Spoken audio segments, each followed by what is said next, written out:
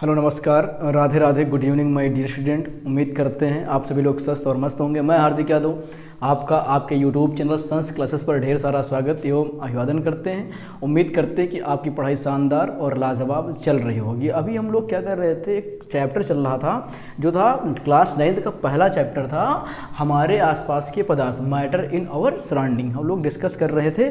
इस चैप्टर को काफ़ी डिटेल में हम लोग पढ़ रहे हैं, एक एक चीज़ को जो है बेहतरीन ढंग से समझ कर पढ़ रहे हैं। सबसे पहले हमने समझा मैटर क्या होता है, पदार्थ क्या होता है, ठीक है। पदार्थ की जो अणु होते हैं उनके गुणधर्म क्या होते हैं, पदार्थ का जो है क्लासिफिकेशन हमने देखा फिजिकल बेसिस पर एंड केमिकल बेसिस पर। उसके बाद जो है हमने ठोस अवस्था पढ़ी है, फिर गैसीय अवस्था पढ़ी है ना, फिर आपकी जो है द्रव अवस्था पढ़ी। सारी चीज़ें, द्रव अवस्था के गुणधर्म क्या होते हैं, गैसीय अवस्था के गुणधर्म क्या होते हैं ना, ठोस अवस्था के अणुओं के गुणधर्म क्या होते हैं, ये सारी इंपॉर्टेंट चीज़ें हम लोगों ने पिछले कई लेक्चरों में कवर किया है ना।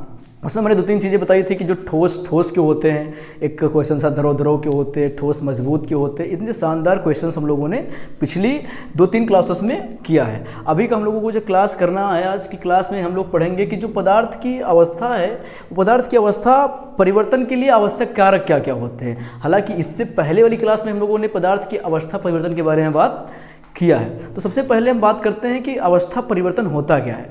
सपोज दैट बेटा क्या है कि हमारे पास कोई पदार्थ है, ठीक है, वो ठोस अवस्था में है, ठीक है। अगर वही पदार्थ ठोस अवस्था में वो जो है, अगर वो किसी अन्य अवस्था में चला जाए, यानी कि द्रव अवस्था में बदल जाए या फिर गैस अवस्था में बदल जाए, तो इसी को हम बेटा कहते हैं पदार्थ की अवस्था परिवर्तन। एग्जाम्पल के बेस पर बात करें, जहाँ लोहे की बड़ी बड़ी फैक्ट्रियाँ होती हैं, वहाँ पर भट्टियाँ लगी होती हैं लोहे को गलाने वाली। लोहा क्या है, तो कहोगे सर लोहा एक ठोस पदार्थ है।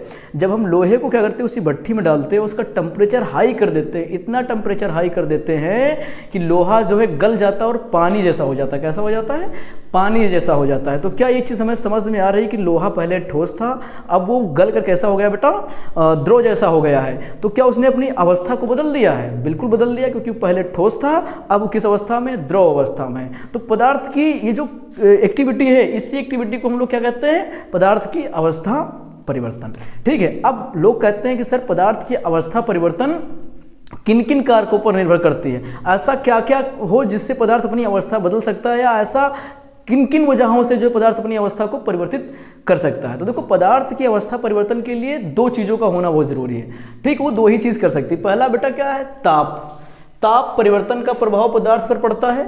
दूसरा होता है बेटा दाब परिवर्तन का प्रभाव पड़ता है। जैसे कि अगर बात करें, हम पदार्थ कोई है, अगर उसमें हम ताप को बढ़ाएंगे घटाएंगे, ठीक है, अपनी तरफ से, तब वो क्या होगा बेटा, उसकी अवस्था में परिवर्तन हो सकता है। जैसे कि मैंने कहा, एक बोतल पानी आप लीजिए और उसको हम फ्रिज में लगा देते हैं, तो देखते हैं पानी किस अवस्था में बेटा, वो द्रव अवस्था में है। और कुछ देर बाद देखते हैं तो किसमें आ जाता है, वो बर्फ में आ जाता है, यानी कि ठोस अवस्था में आ जाता। क्या द्रव ने अपनी अवस्था बदली? तो कहोगे सर बिल्कुल बदली है द्रव ने अपनी अवस्था। तो इसी अवस्था को क्या कहते हैं बेटा, हम अवस्था परिवर्तन कहते हैं। अब पानी लीजिए और उसको आपने इतना गर्म कर दिया कि पानी धीरे धीरे भाप बनकर ऊपर की ओर जाने लगा, यानी कि हम देखते हैं कि द्रव किस में बदल रहा है, गैस में बदल रहा है। तो पदार्थ अपनी अवस्था को परिवर्तन कर रहा है, लेकिन इन दोनों में 2 चीज़ कॉमन हमको दिखी, क्या, ताप, ठीक है। तो ताप का प्रभाव जो होता है वो पदार्थ की अवस्था परिवर्तन के लिए जिम्मेदार माना जाता है। दूसरा दाब होता है, दाब की वजह से भी पदार्थ अपनी अवस्था को परिवर्तित करता है। तो आज का जो क्लास का लेक्चर होने वाला है, उसमें ये हम लोग समझेंगे कि पदार्थ जो है उस पर ताप का कैसा प्रभाव पड़ता है, ठीक है। तो ताप परिवर्तन का प्रभाव पदार्थ की अवस्था को परिवर्तित कैसे करता है, ये चीज़ को हमको समझना है, ठीक। अब बात करना है, ये हमारे सामने एक डायग्राम है और इस चीज़ को हम बिल्कुल आसान भाषा में समझेंगे। उसकी बाद फिर आगे क्लास कंटिन्यू करते हैं। सबसे पहले हम बात करेंगे कि जो हमारे पास ठोस है, ठीक है, अगर ठोस को क्या करते हैं हम बेटा, गर्म करते हैं। क्या करते हैं, गर्म करते हैं। तो किस में बदलेगा बेटा, वो द्रव में बदलेगा। किसमें, द्रव में बदलेगा। इस प्रक्रिया को हम लोग गलन कहते हैं। क्या कहते हैं, गलन कहते हैं, ठीक है। गलन और गलनांक में थोड़ा सा अंतर होता है, और अंतर कितना सा होता है, बिल्कुल बारीक अंतर होता है। अभी जब हम गलनांक और गलन की परिभाषा देखेंगे तो वो चीज़ वहाँ पर क्लियर कर देंगे, ठीक है। गलन है क्या, अगर गलन को परिभाषित करेंगे तो गलन कुछ और नहीं होता, जब कोई ठोस पदार्थ पिघलता है, जब कोई ठोस पदार्थ पिघलता है तो इस प्रक्रिया को गलन कहते हैं, ठीक है। जैसे कि मोम, आपने देखा होगा कि मोमबत्ती जो होती है वो क्या होती है, पिघलती रहती है ना, तो वो भी ठोस अवस्था से परिवर्तित हो रही है। दूसरा क्या है, हम देखेंगे द्रव। अगर द्रव में, अभी ये हो गया, जब ठोस द्रव में बदलेगा तो इस प्रक्रिया को हम गलन कहते हैं। इसको ये पर कंप्लीट करते हैं। जब कोई द्रव बेटा, जब कोई द्रव गैस में बदलेगा तो इस प्रक्रिया को हम वाष्पीकरण कहते हैं। क्या करते हैं? वाष्पीकरण, यानी कि इसको हम देते हैं थोड़ा सा तापमान देते हैं तो गैस में बदलेगा। ठीक है, अब यहाँ पर गैस, ये देखो गैस अगर ठोस में जाएगी तो इस प्रक्रिया को हम क्या कहते हैं? निक्षेपण कहते हैं। और गैस को सीधा सीधा ठोस में नहीं ले जाते हैं, वो पहले जाता है बेटा किसमें? द्रव में, फिर द्रव से किस में जाएगी? वो ठोस में जाएगी। मेंथा ऑयल जो होता है, मेंथा की टंकी आप लोगों ने देखा होगा, तो उसमें हम एक चीज़ देखते हैं, जब पिपरमिंट जो होती है, मेंथा जो होती है, उसमें जब मेंथा ऑयल निकालते हैं तो सबसे पहले मेंथा का जो ऑयल होता है वो गैसेज स्टेट में होता है और फिर वो जाकर के किस में जाता है? द्रव में जाता है। ठीक है, अगर थोड़ा सा उसको किसी में फ्रीज वगैरह में लगा दें, ठीक है, तब जाके वो किस में जाएगा? ठोस में जाएगा। तो ये प्रक्रिया क्या कहलाएगी बेटा? निक्षेपण कहलाएगी। ठीक है, अब हम देखते हैं, इस तरफ चलते हैं। जब कोई ठोस बेटा गैस में बदलेगा, जब कोई ठोस गैस में बदलता है तो इस प्रक्रिया को ऊर्ध्वपातन कहते हैं और ये सीधे सीधे बदलता है, यानी ठोस सीधे गैस में बदलता है। इसका एग्जांपल हमारे पास एक कपूर है। कपूर, अगर कपूर को आप गर्म करते हो तो कपूर पहले द्रव में नहीं जाएगा, वो सीधे गैस में बदल जाएगा। ठीक है, तो ये प्रक्रिया जो है ऊर्ध्वपातन कहलाती है और इसमें क्या होता है? कोई ठोस पदार्थ सीधे गैस में बदलता है। अब कोई गैस क्या होता है बेटा? द्रव में बदलेगा। ठीक है, कोई गैस अगर द्रव में बदल रही है तो इस प्रक्रिया को हम संघनन कहते हैं। क्या कहते हैं? संघनन कहते हैं। जो ओस होती है और जो कोहरा होता है वो संघनन का सबसे अच्छा उदाहरण है। ठीक है, जब कोई द्रव, अब यहाँ पर आते हैं, जब कोई द्रव जो है अगर ठोस में बदलेगा तो इस कंडीशन को हम द्रवीकरण कहते हैं, जिसमें हमने देखा कि एक बोतल पानी को अगर हम फ्रिज में लगाते हैं तो वो पानी धीरे धीरे क्या होता है बेटा? बर्फ में बदल जाता है। तो हमने देखा कि यहाँ से द्रव जो है गैस और ठोस में बदल रहा है ना, इस कंडीशन को हम द्रवीकरण कहते हैं। नीचे आप मैंने लिख दिया है कि ताप परिवर्तन करने से पदार्थ की तीनों अवस्थाओं में परिवर्तन होता है। एक बार आप इसका स्क्रीनशॉट लीजिए, नोट्स बना लीजिए, फिर आगे क्लास को कंटिन्यू करते हैं। जो आपने स्क्रीनशॉट ले लिया ना, आप नोट्स भी बना लीजिएगा ताकि जब आप पढ़ने बैठो तो आपको आसानी से सारी चीज़ें सामने रहें, ताकि आप कोई चीज़ भूलो ना मिस करो ना। अब बात करते हैं कि जो है सबसे पहले ताप परिवर्तन का प्रभाव पदार्थ पर जो पड़ता है वो कैसे पड़ता है। सबसे पहले देखेंगे क्या बेटा? गलन या गलनांक। ठीक है, गलनांक, गलन और गलनांक में अंतर है। गलन में जो होता है बेटा, हम एक ताप की बात नहीं करते हैं कि कितने ताप पर कोई चीज़ गल रही है, लेकिन गलनांक पर हम बात करते हैं एक निश्चित ताप की। ये डिफरेंट है किसके किसके बीच में बेटा? गलन और गलनांक के बीच में।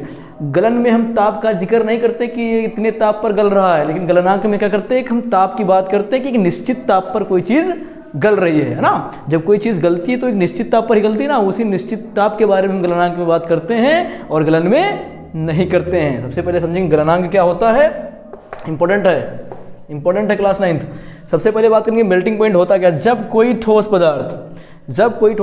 पदार्थ एक निश्चित ताप पर, यही चीज जो है बेटा अलग करती है किसको? गलन को।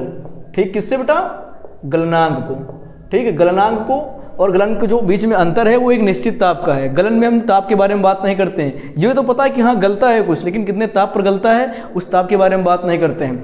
जब कोई ठोस पदार्थ एक निश्चित ताप पर द्रव अवस्था में परिवर्तित होता है तो उस ताप को बेटा क्या कहते हैं? हम गलनांक कहते हैं। एग्जाम्पल के बेस पर अगर समझेंगे तो सबसे पहले समझे, हमारे पास मान लीजिए एक लोहा है जो कि किस अवस्था में है? ठोस अवस्था में है।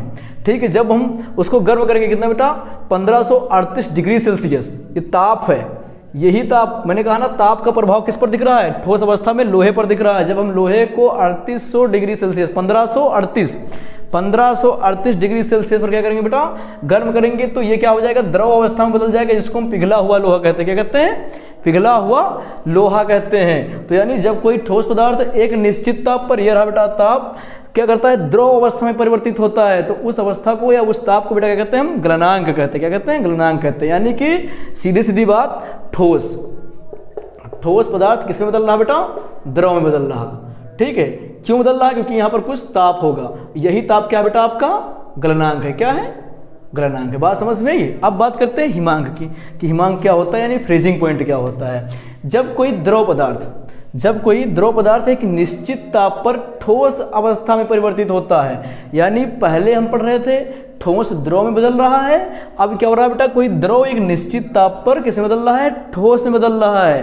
ठीक है, वह ताप क्या कहलाएगा बेटा? हिमांक कहलाएगा। एग्जाम्पल के बेस पर बात करें कि मैंने जल लिया है।